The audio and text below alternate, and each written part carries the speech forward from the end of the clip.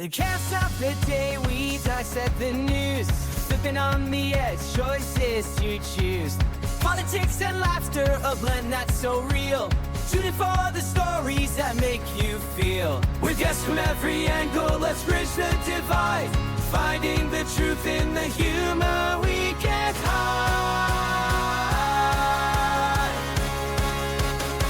The Prime Directive, where the laughter's alive. Society's reflections, let's help each other thrive. Politics and culture, oh what a blend. Join you on the journey, let's set the trend. Okay, welcome to another edition of the Prime Directive podcast. The Prime Directive. The We are Prime back. Directive. Annoying. Kind of annoying. No, we are back. The boys and the girl. We're back from Italy. Yes, we're back from Italy. By the way, how awesome is that? Look at that. Thank you to the two of you. This is fantastic. Like instantly became a favorite. You are welcome, my friend. It's from Rome, which is of course why it says Roma. It's from right outside of St. Peter's. Yeah. Literally like a stone's throw from St. Peter's. Yeah. The shop we got it at. I know. So within Awesome. view of the Vatican Museum and St. Peter's. Yeah. Wow. So American Pope probably blessed. American Pope. Hey, I am glad to hear, because if that's indeed the case, he probably did a lot of public masses nearby. So I was gonna say Pope Leo. Yeah. That's right. I'm not a religious guy.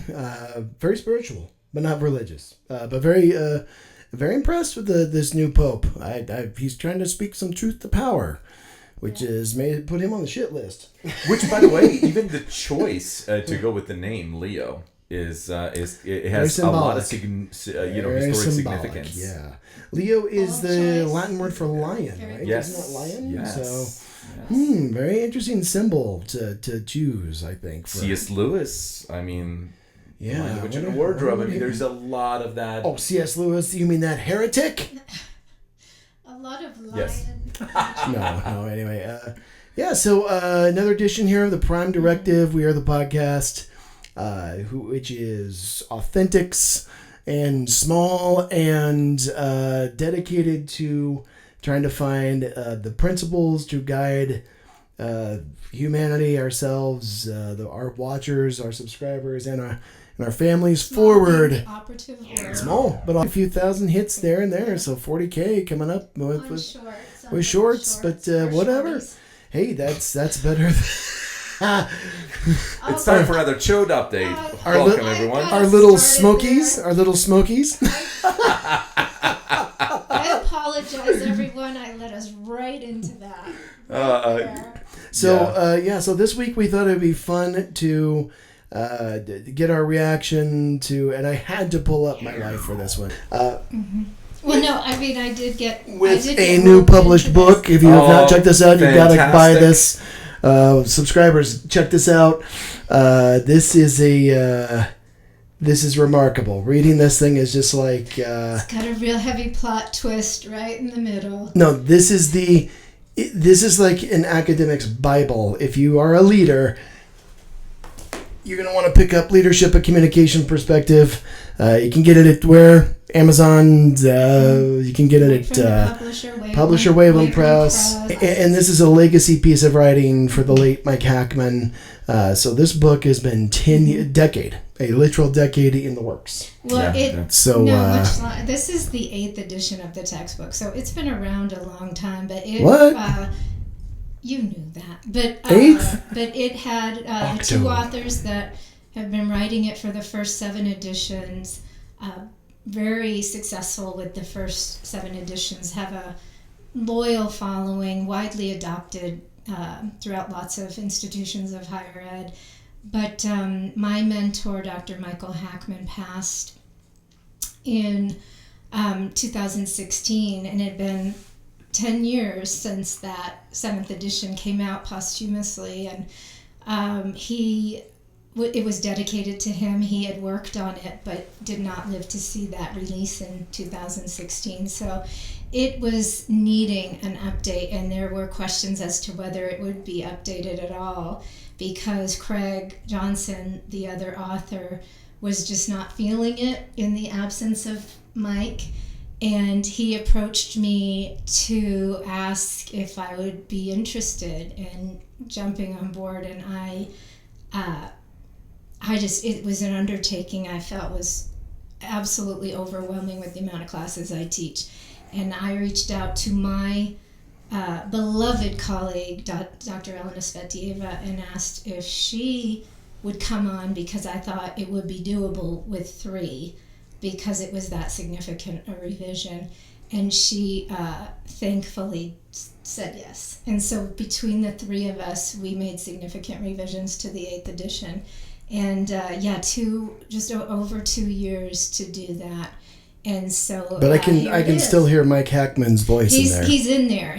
Even though Mike is gone with us physically, definitely his mentorship and his voice is still in that. He's definitely hugely represented. Yeah. That there are new chapters that didn't exist before. There's some that were removed or combined, and then obviously the things that have happened in the last 10 years to be represented in the leadership examples. So hopefully, you mean something's happened in the last 10 years regarding leadership in America?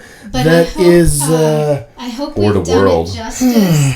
We'd love to hear from you. If you do adopt or buy, again, it's an academic textbook, so it's not like summer reading on the beach. But if you are somebody who teaches leadership, is interested in leadership, love to hear your feedback. Yeah, no, this is the science of leadership. This is really like all your data. More so the art of leadership. The arts and the science, right? The art and the science. Communication and behavior, and why leadership is best viewed from a communication perspective. But what the data tells us, right? What the data tells us is most effective, and and the research. What the research says. So it's more so about the research Mm-hmm. that. Yeah, so this isn't just, self-help stuff, although it will help you. This is actually like what, this study demonstrated this. And we're gonna devote, I think, a big chunk of the future podcasts here to getting different leader voices, especially your co-writers and stuff. Try to get them on here. It's fun to have everybody on and to talk about their chapters, because we each were given chapters that were kind of our babies in this, and everybody had different emphases, and to hear from them would be awesome, how they approached tackling that, and and looking at what needed to be updated, what needed to be cut, what needed to be revised, and how that everybody approached it would be really interesting. Excellent. Just so proud of you. And Thank you. Yeah, so I thought to counter that, today we could also look at some 1960s beyond sexist commercials and analyze those and see if what that teaches us about the time we're living in. The whole reason this is not just because it's hilarious, and we're going to share these with you, our viewers out there as well. We're going to share these commercials, which your mouth is going to hit the floor when you see some of these. But because we're always watching the YouTube stuff at night, and just we're coming across stuff, and we always talk to each other back and forth about why is the world the way it is right now, right? Why is this the way it is, right? And so my background in sociology teaches me about history, the importance of history, and where we come from. That we're not just an individual that just gets dropped into a silo or something like that, right? We are the culmination of a history of Americans and societies and customs and ethnicities and you name it, right? So we were watching just YouTube just a few nights ago, and the algorithm, who knows why it's picking this stuff, but it picked picked this particular group of commercials, and I'm talking to Lisa can you flippin' believe what we're seeing? It's because we love nostalgia. We love to look at nostalgia TV and things. So I'm sure it recommended this because we do laugh at nostalgia TV. Yeah, well, and so this was over the top. No, but it tells me this was the decade 1960s. This is the decade that the boomers are growing up, right? Mm-hmm. They are coming of age. They're teenagers, most of them. They're seen for the first time on television, these types of images. And this informs us about the kind of media consumption that was going on, right? The Mad Men of Wall Street and the Mad Men of the Madison Avenue, right? Like what the series is about. The guys and gals that created these images that set the tone and the zeitgeist for an entire generation of people, right? Yeah. And so it helps me to understand, like, what is it? Why am I not able to, something that seems so obvious to like Gen X or to millennial, Zennial. In between millennial, beginning millennial, not end, but beginning millennial. I think solid and millennial, probably for Admar. But beginning Gen X, more middle-ish, tail-endish of Gen X, me.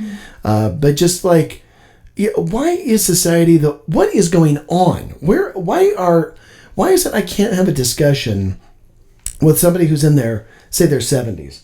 I cannot have a discussion with them without just something devolving into, like, a trope that you've heard on Fox News, and I'm like, what is going on? So this should help explain, right? So let's watch one of our first commercials here. Maybe get our reactions to what it is we see, what it is we're seeing, and what this might tell us about, like, relations between men and women. Oh, okay. Especially for any of the younger viewers who are like, hey, I know how to pick up a woman. I just got to watch the manosphere stuff.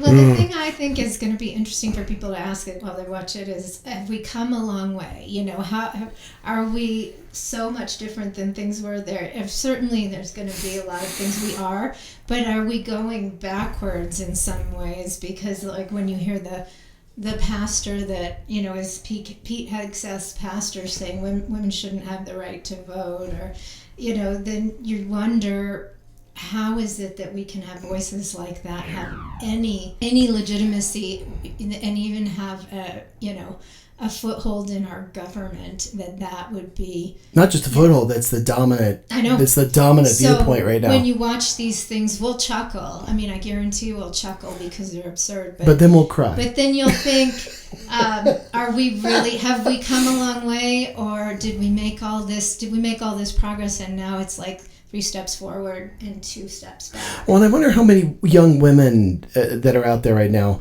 think, or maybe don't understand, like, where we come from. Like, it was not that long ago that women couldn't have a credit card. Yeah, they needed a cosigner. Was that the 70s, 80s? Yeah. 70s. Our first house nearly never got built. My wife was so bent on helping the builder. Woman, I said, leave that poor man alone and make us some coffee. Not that kind you've been buying either. Instant Maxwell House coffee. Red jar, good to the last drop. Maxwell House. The instant that tastes like coffee. Be a good little Maxwell housewife, and we'll be happy here for a long time. Maxwell House coffee. Instant and ground.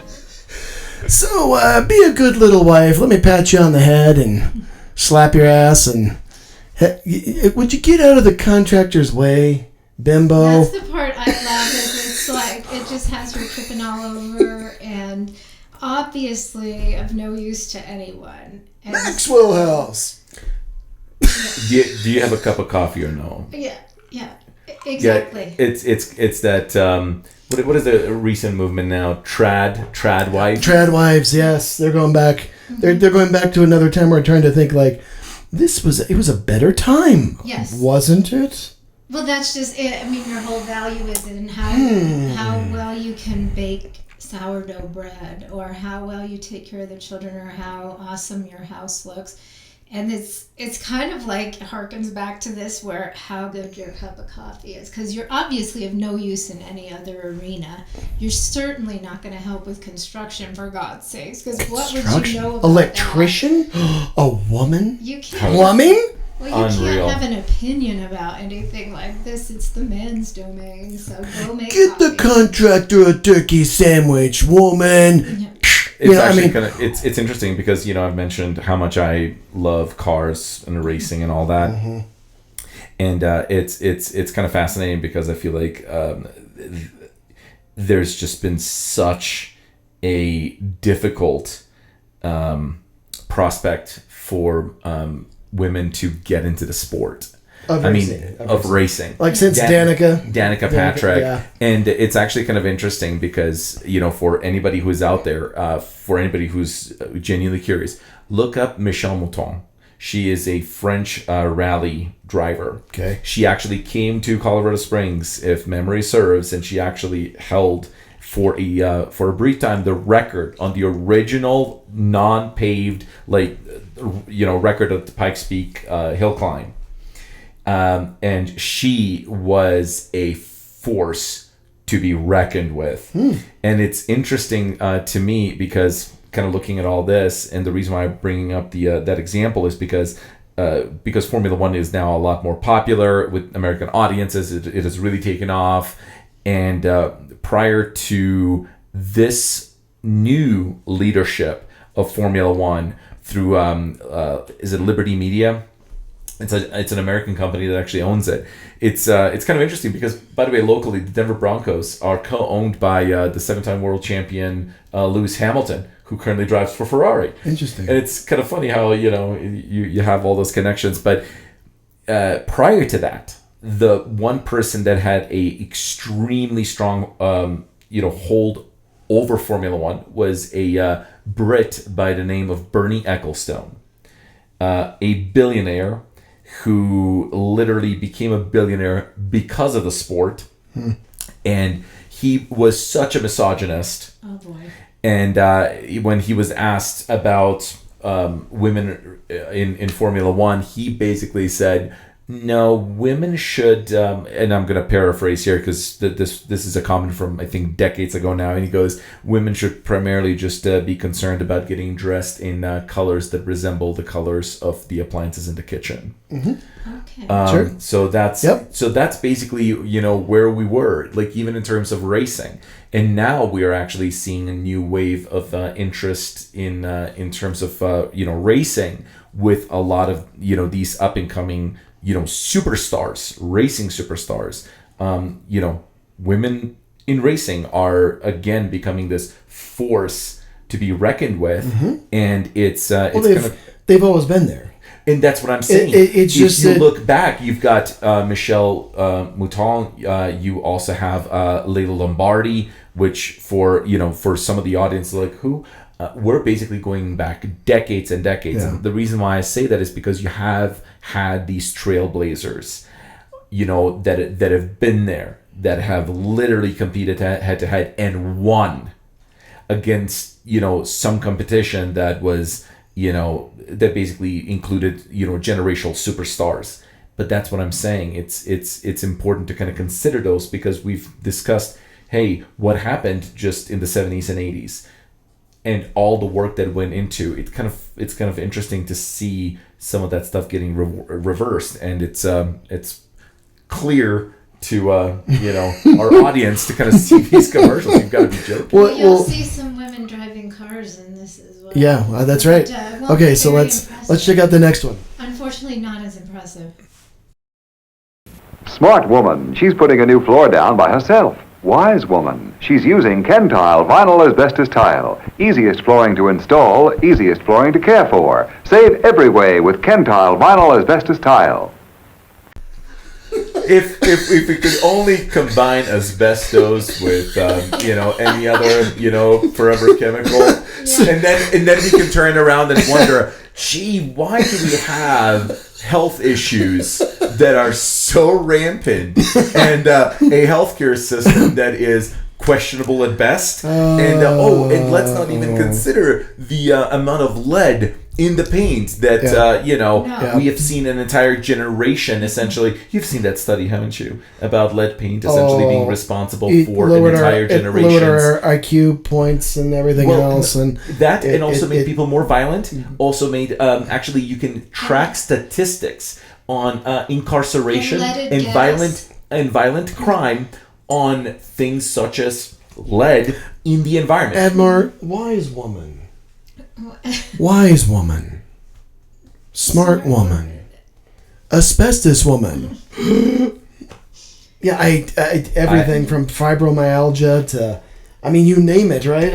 Asbestos has been linked shocking. to every kind of cancer almost there is in the you book. missed the most And important part, and that is she's doing it all by herself. wow. Yeah. She has a real women's liver. I mean, that's so noteworthy because she's... Who would have thought? I know. Who would have thunk it? Who would have thunk This it? is something we need to point out because nobody thinks women can do anything by themselves. Well, it's funny how our society vacillates back and forth, right? So, like when we got Rosie the Riveter in World War II, when all the men had to go fight, and many women, but mostly men, yes, had to go fight into World War II.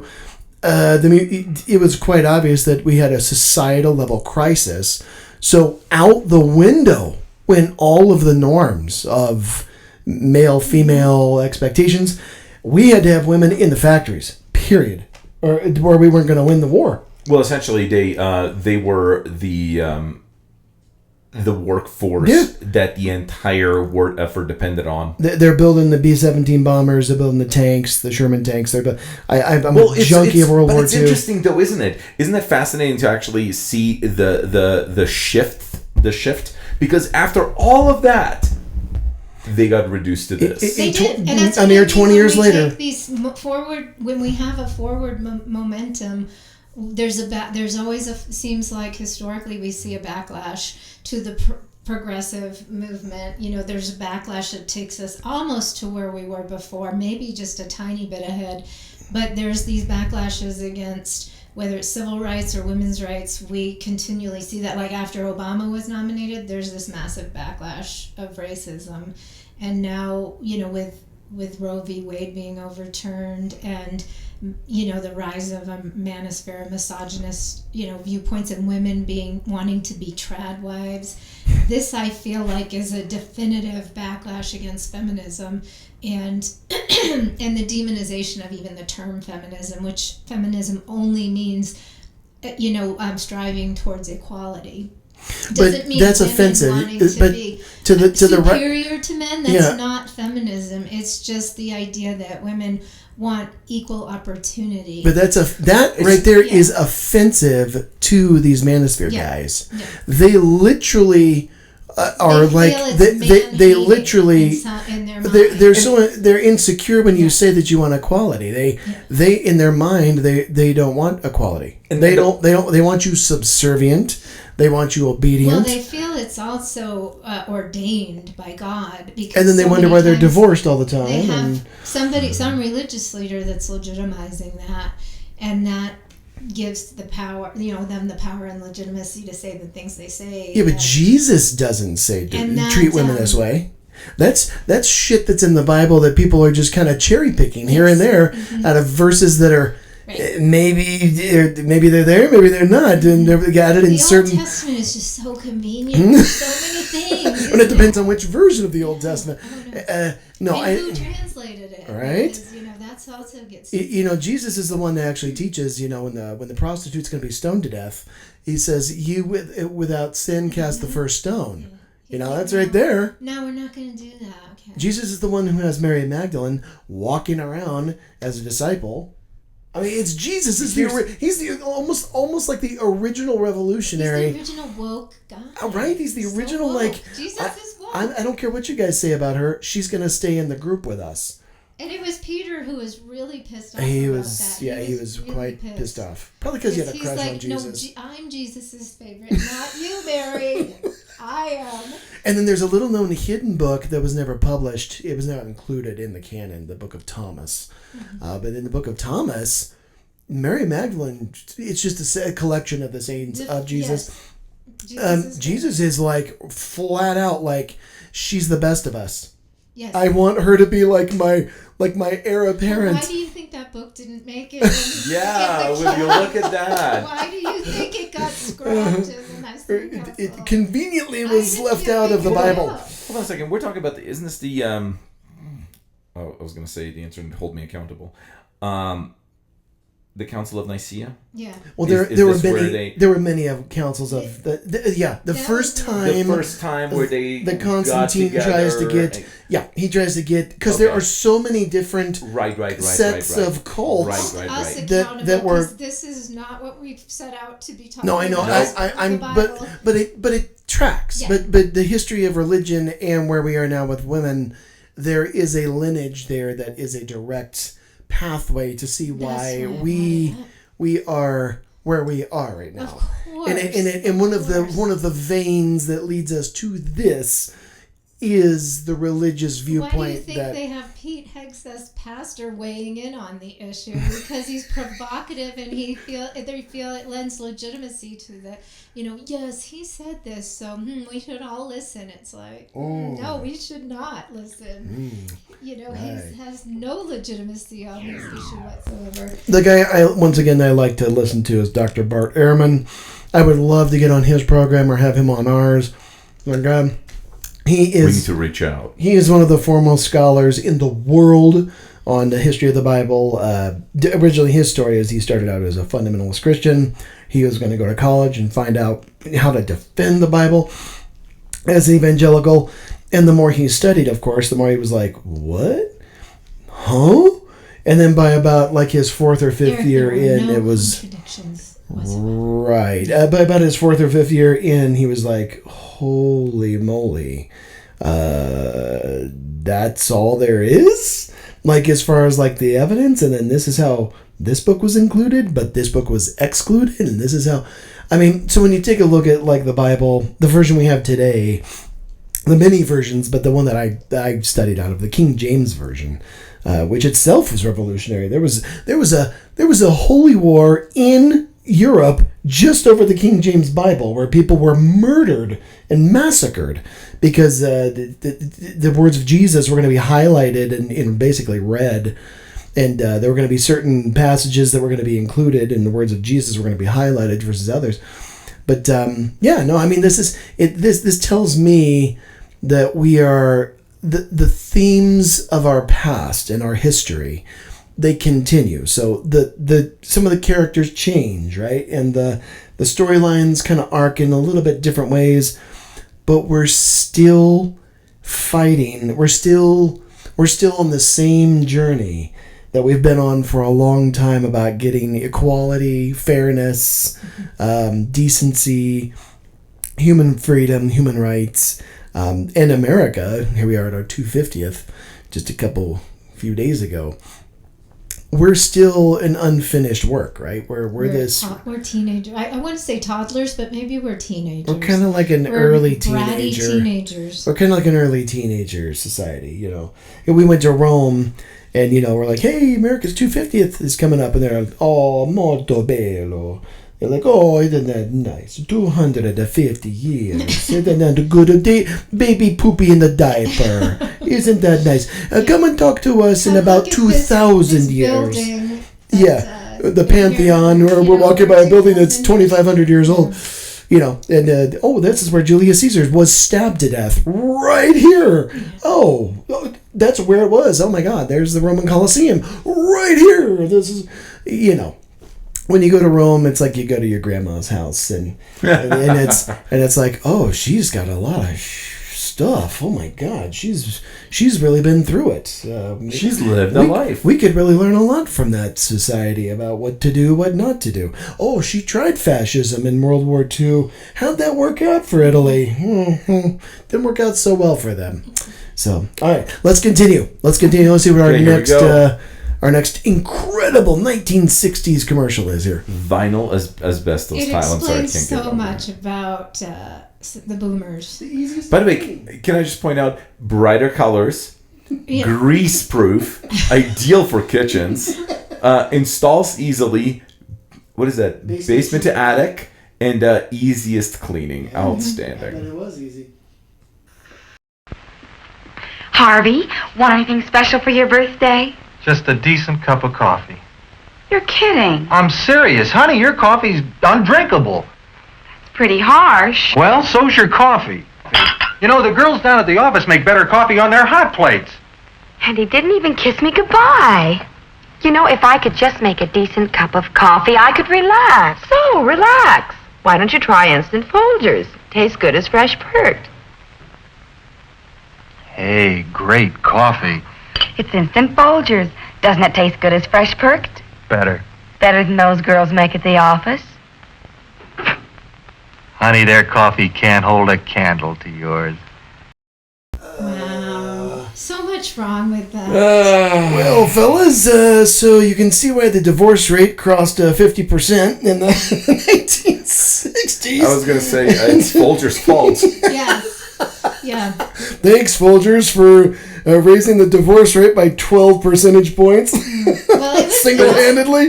But it's interesting, isn't it? slightly abusive tone to it. Well, there's this implied There's a threat. guy that, There's an implied slaps threat. His wife around about over her lack of coffee making. Well, to me, skills, it's and threatens to cheat on that's her it, with girls at the office if she doesn't get it right. right. The implied threat is, "Hey, lady, if you ain't got coffee, I can just go Why right are on you down to the." continuing to do like a New York accent. Hey, lady. Hey. I was about to say, it's more I know. of like a gangster, not just Is New that York. it? It's It's more like a a New gangster. York. Well, here's something I gangs do of want to New point York. out. It's obviously not, Folger's doing, but it's that time. Yeah. You could insert any brand. It doesn't matter. Yeah. It just happens This to be sells. this one. But this sells. But it Yeah. is that implication, really. That's really what it is. It's kind of interesting that you kind of put.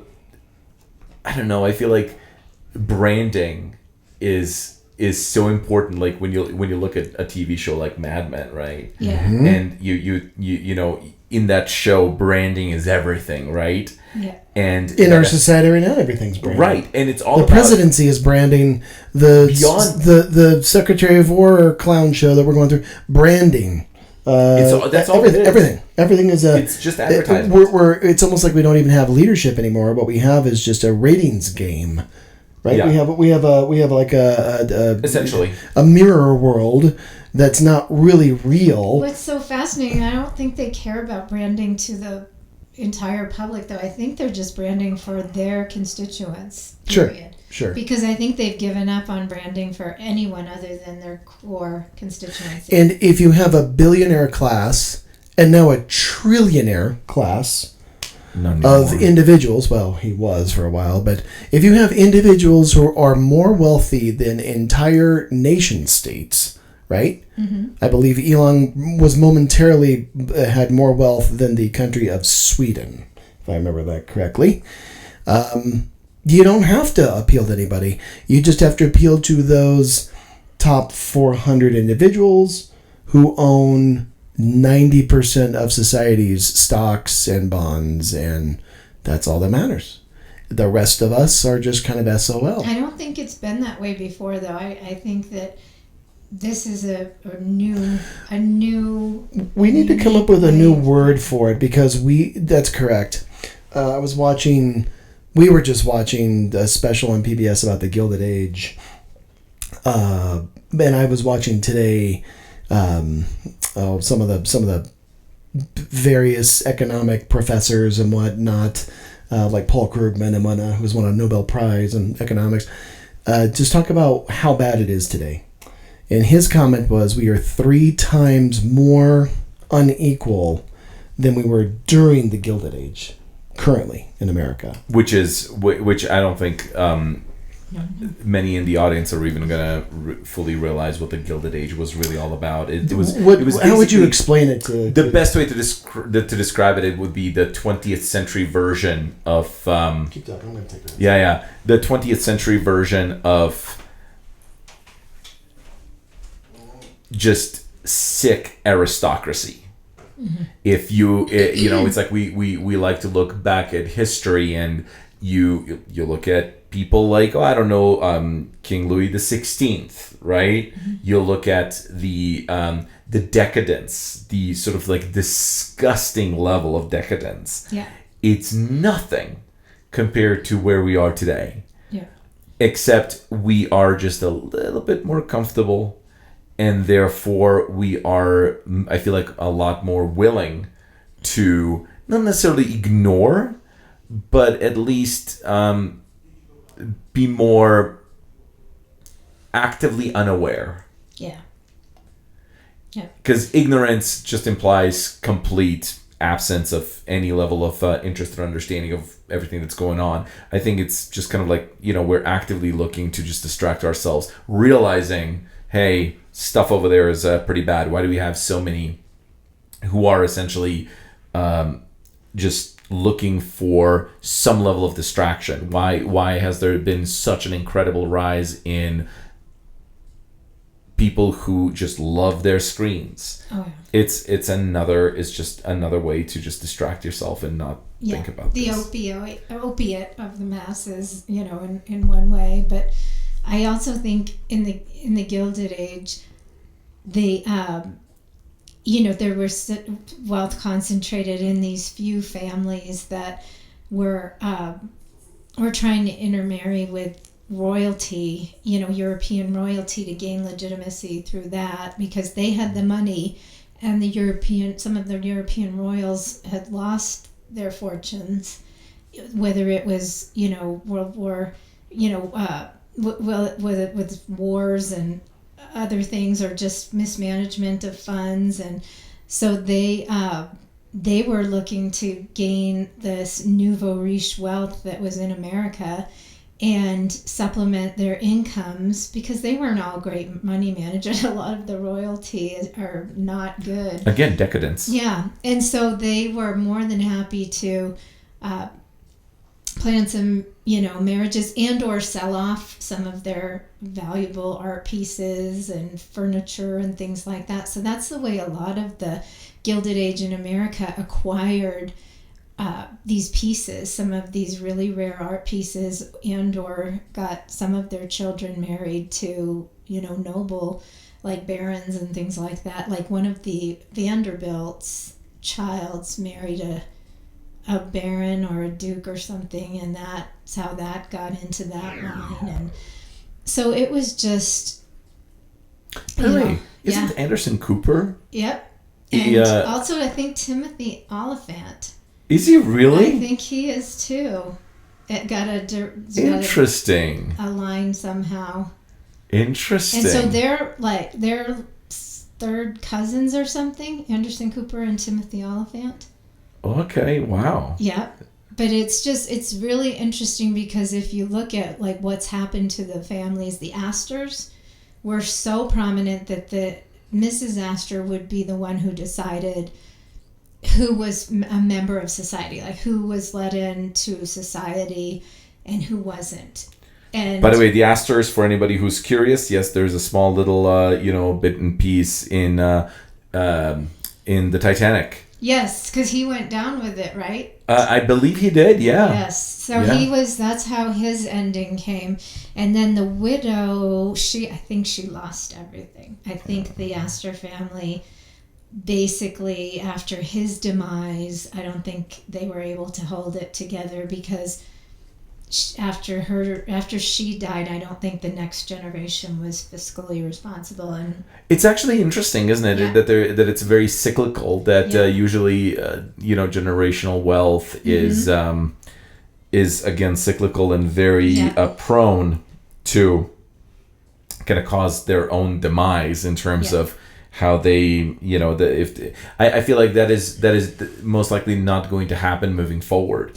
Well, and part of it is, it's interesting you say that, because a big part of it was the progressive tax reform, because all of a sudden the second and third generations were being taxed, and there'd been no tax. There'd been no tax on that first generation, no income tax. Because they took advantage of the system, right. And they actually, promoted politicians who were going to write the tax code that's going to be beneficial to them, and the politicians essentially got paid, to do just that. I mean, let's take a look at Citizens United right now versus, which is interesting. We were talking about this before we started recording the episode. Who was the person that literally instituted this progressive, tax reform in the 1940s? It was a Republican. It was Eisenhower.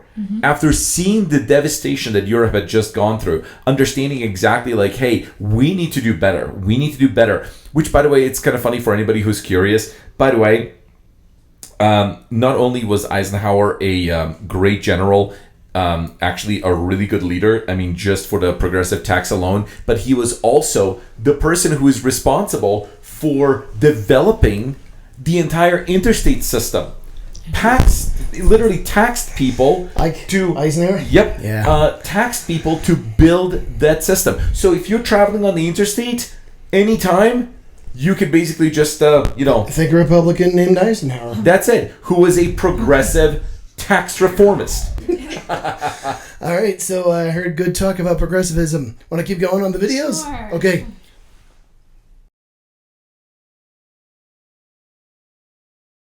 When you can't be with him, be in his mind sticker. When you can't be with him, be in his mind. Be a mind sticker with a shape he can't forget.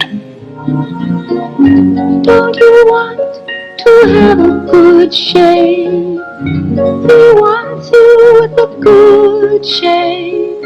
Shape with tab. Tab can help you stay in his mind. Keeping your shape in shape has its rewards. What? What did I just see? What was that?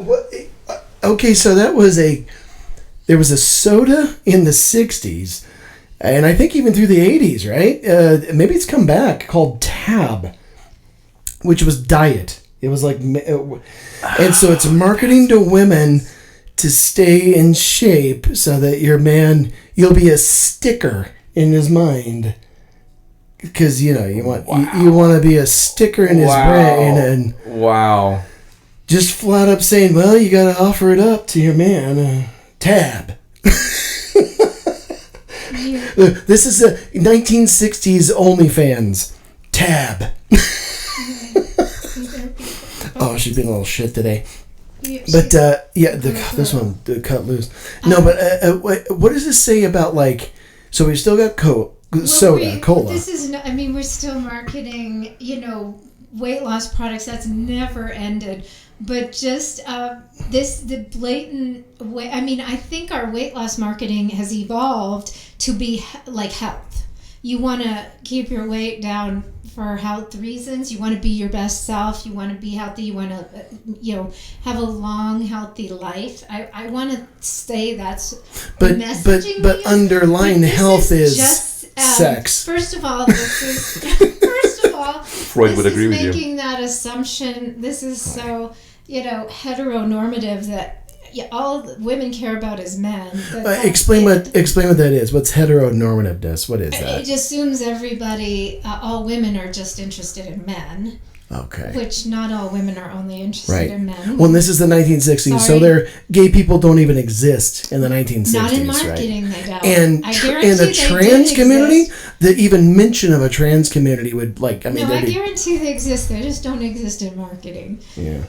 But the point is that they're and they're also saying the only reason a woman would want to be healthy as far as weight. Not that Tab's probably healthy, but keep your weight in a healthy range is for a man. Yeah. For a man's gaze and attention. And ultimately, they're going up the stairs to not drink Tab. They're going up the stairs to get busy. No, what makes you think they didn't have a six-pack of Tab? To watch a movie. If you were an alien and you came down to our, and you were just watching the society over the decades and just being like, human beings, what you think is so important. Human beings. Yeah. Well, let's keep going. Okay. This flat tire needs a man. When there's no man around, Goodyear should be. Why? Watch this. New Goodyear Double Eagle carries its own spare inside. Lifeguard safety spare. A tire in a tire. Keeps on going. Next time, give her a second chance.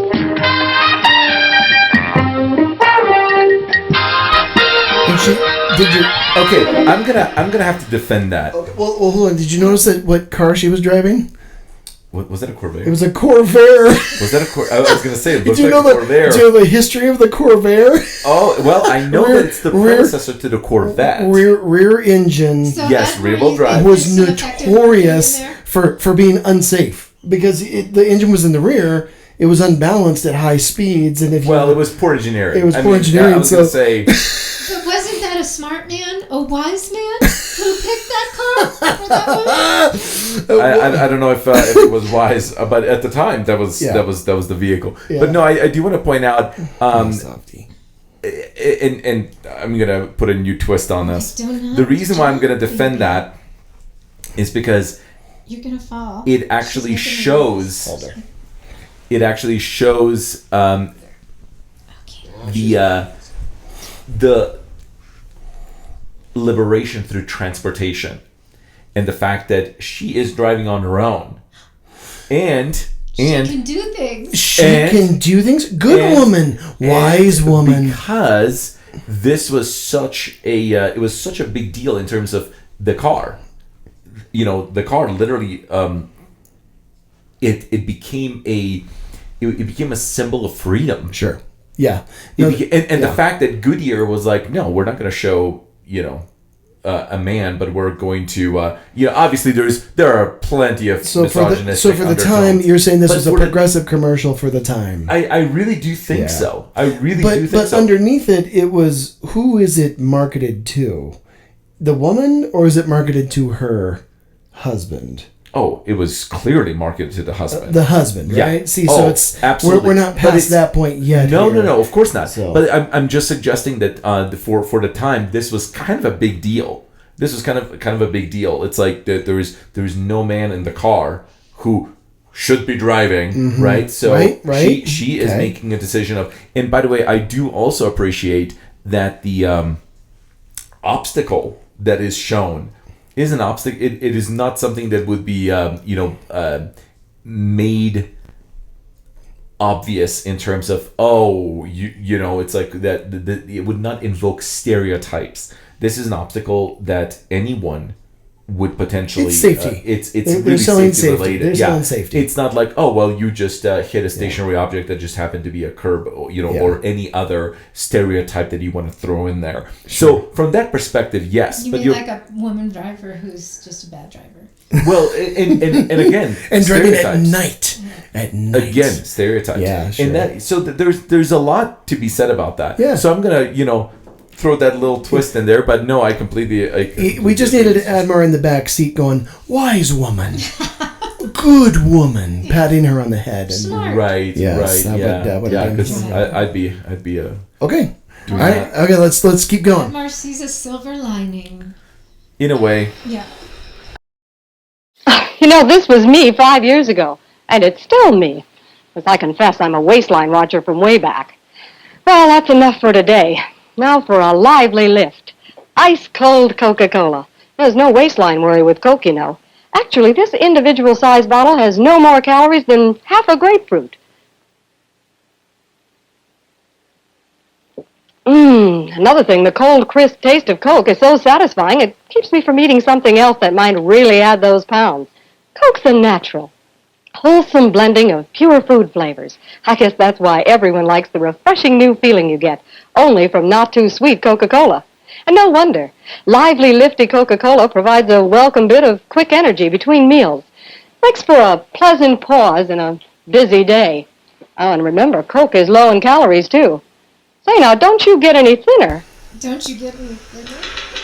Okay, so Well, before we hold on a start this second. one- Hold on a second. So, What was the original ingredient of Coca-Cola? sugar. It's No. water and then Was it sugar. Co- And then like- cocaine. Yeah. Yeah. Hence the energy. Hence the level of focus and energy that apparently you're going to burn through any calories that you might ingest. Admar, something about a grapefruit. Yeah. Must be healthy. Something about grapefruit Yes, and something don't eat about half a grapefruit, a few half a calories and something. And, Okay. All right. Well, okay. All right. Well, she's gonna keep her waistline, I guess, because she didn't want to be a heifer for her man. So okay. All right. Let's There's keep no going. mention of a man in that one. It's implied with the figure. She could have just been wanting to be skinny for herself. Right, for her chorale group at church or something. Okay, here we. Oh, I get the feeling this one's going to be very interesting here. We've got a female secretary here. I bought the fresh stick, just as you told me. You're absolutely right. It's neat and quick, and it goes on dry. It did make me feel cool and sweet, just as you said. I did everything you said, but my boss still hasn't asked me to lunch. Unlike some deodorants, Fresh doesn't guarantee you'll get ahead in business. All Fresh does is keep you fresh. When you think of it, that's quite a lot. Get ahead in business? I don't think it had anything to do with her getting ahead in business. Or isn't it implied there that your secretary is kind of like your piece on the side, I guess? And wasn't that also implied in the in one of the first clips that we've seen with the coffee? You don't make coffee as well as the girls at the office. Yeah. Which is also interesting. Look at that image. We need to do a freeze frame on that because I'm gonna have nightmares tonight. Yeah. I'm literally gonna do this, and the audience, I hope, will get this. In the 1960s haircut. No. That I don't have a problem with that. No. The smile and the eyes. Do it. It's terrifying. No, it's terrifying. Yeah. Wow. No, but it's interesting. It's interesting that. Going back, I was just listening to who was it? Alan Silvestri is a composer, and he has composed many great movie scores.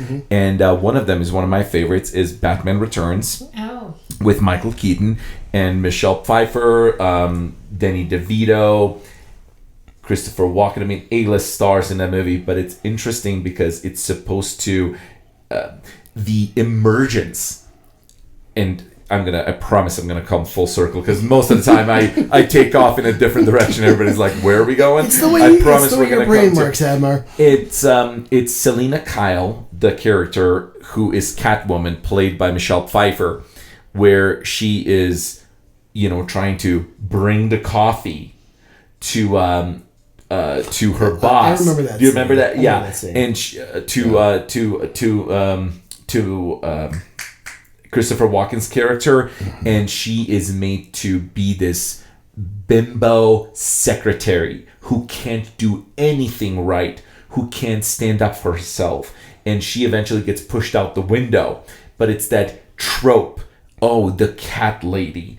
It's the cats that eventually bring her back to life. You mean there's like a candidate today in office who would actually mention cat ladies to try to score cheap political points?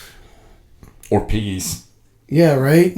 Amazing. Yeah, I don't know. But I will tell you one thing, that the emergence of her, she goes back into her apartment in the movie, and there is a voicemail that she's listening to. And it's, we have a debut of this brand new perfume or some product that all women love, and guys aren't complaining either, implying that your job is just to be liked by your boss, the guys in in your sphere. Very much like what we're seeing here, but it's supposed to be kind of a play on the reality of the time, where that emergence, and this is why that movie is so important, the emergence of her essentially gaining agency, becoming a strong character, becoming a decision maker, being decisive, being strong, and then being so strong that she becomes a formidable adversary to Batman, who is this frightening, vigilante character, right? So it's interesting to kind of see that, being displayed in the movies. Yeah. Which is kind of an interesting thing that happened in the 1980s. Ridiculous. Well, women have had to survive by being kind. I mean, they have to survive terrible coffee commercials. Shall we go through one more? Okay, let's do. Yeah, I was gonna say let's do one more One because we more. have to do one Okay, because one more. I have to get this image out of my mind, and it's literally. I bet you at this particular point, the image is burned into the screen of the laptop. Tonight, when you turn it off, you're still gonna see those eyes. Yes. Please. Okay, here we go. Alice, you missed with the toast. You missed with the eggs. It's bored, Herbie. Try the coffee. Coffee? Oh, your coffee's always a real treat. This time it's instant Maxwell House coffee, like your mother makes. Alice! Herbie, you can't miss with instant Maxwell House coffee. You're just gonna love it. That's great. I knew it. That's great tasting coffee, Alice. Then it's all right about the toast Uh-huh. and about the eggs. Uh-huh. Just pour me another cup of that crazy coffee. You can't miss with instant Maxwell House coffee. Right? Great tasting coffee, Alice. It's another fine product of That's General like burning in your brain with a goblin having some coffee. How could you do this to me? What did I ever do to you? Everyone's gonna have nightmares all night with the guy drinking Goblin Maxwell House coffee. You know what? Isn't it interesting, by the way, that you can see the battle between Maxwell House and Folgers? Right? Yes. Yeah. It's like they're all trying to one-up each other. Is Maxwell House still around? The messaging consistently is that men just will not make their own coffee. Oh, is it that hard to just put in despite the fact women are horrible at making coffee, they'll suffer through and refuse to make their own. Well, and Folgers and Maxwell Health, they're terrible. They're just both of them are just yeah. You know, it's the worst of the worst. They go right from their mothers making their coffee to their wives making their coffee, and even if they don't like the coffee, they refuse, despite the fact they run the world.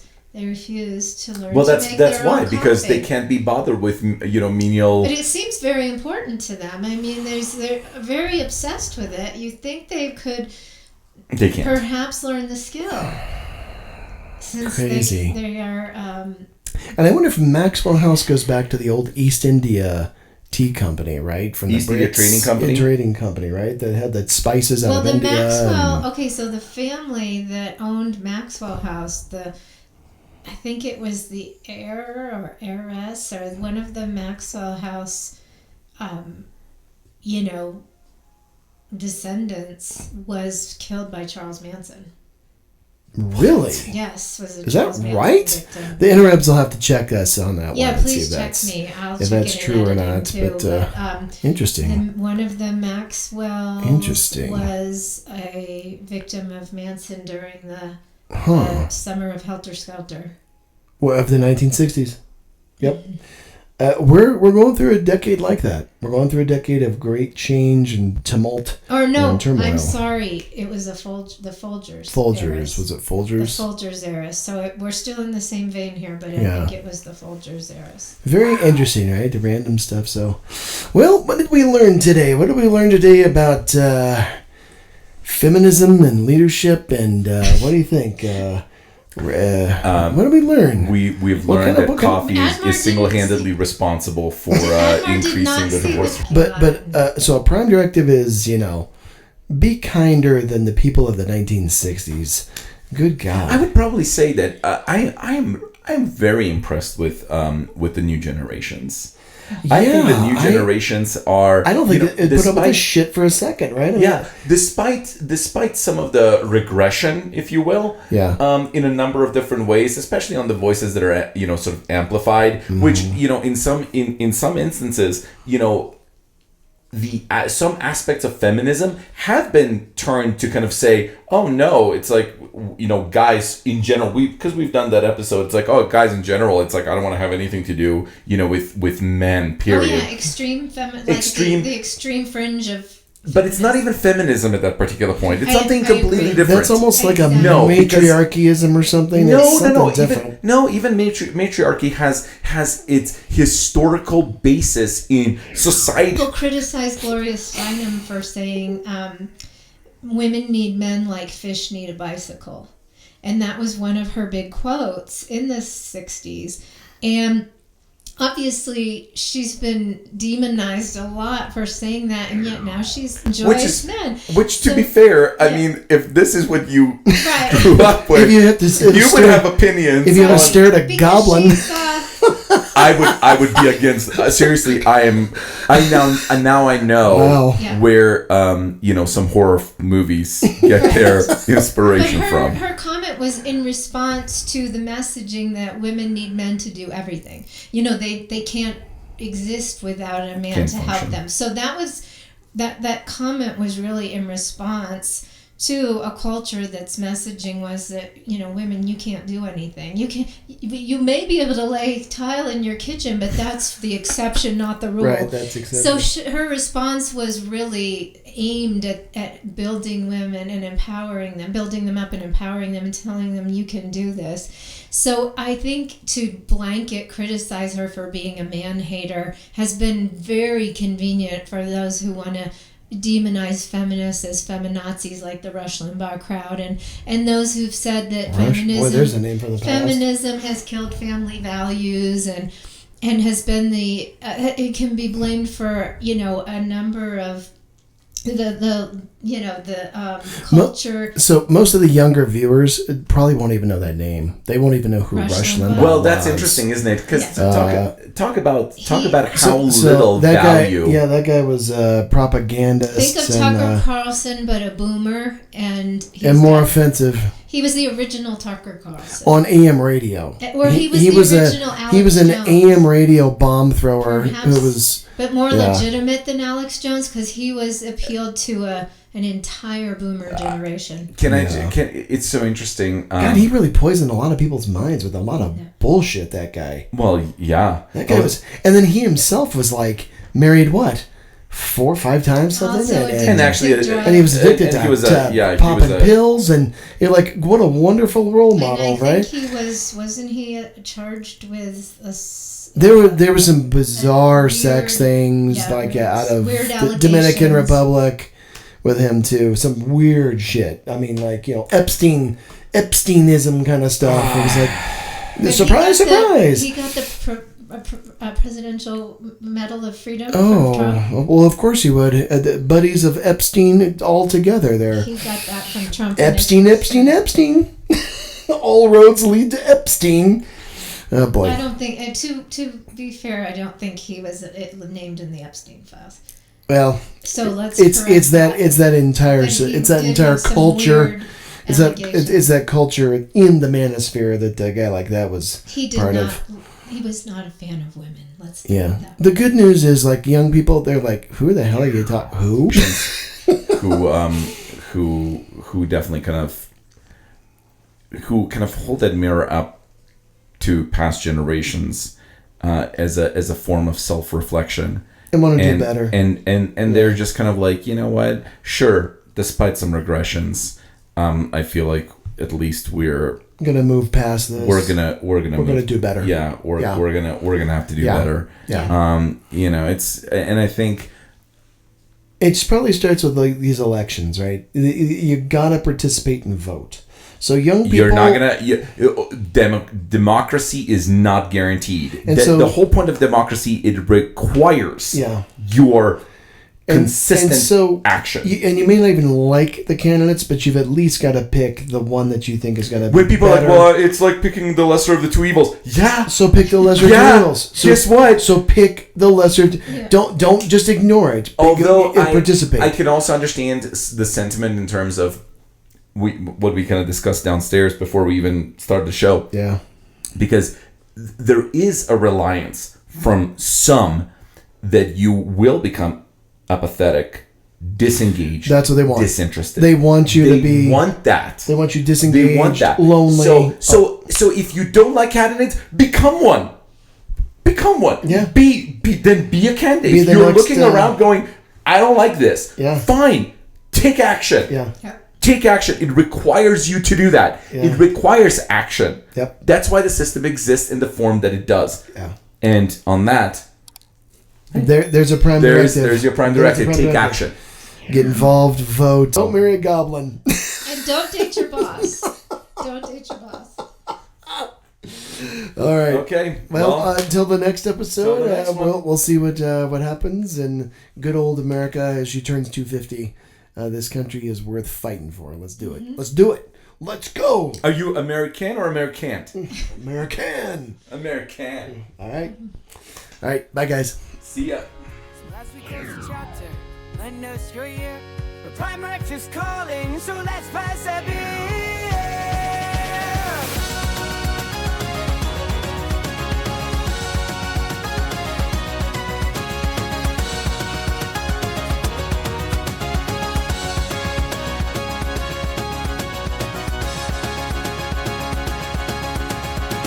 The Prime Directive, where the laughter's alive. Society's reflections, let's help each other thrive. Politics and culture.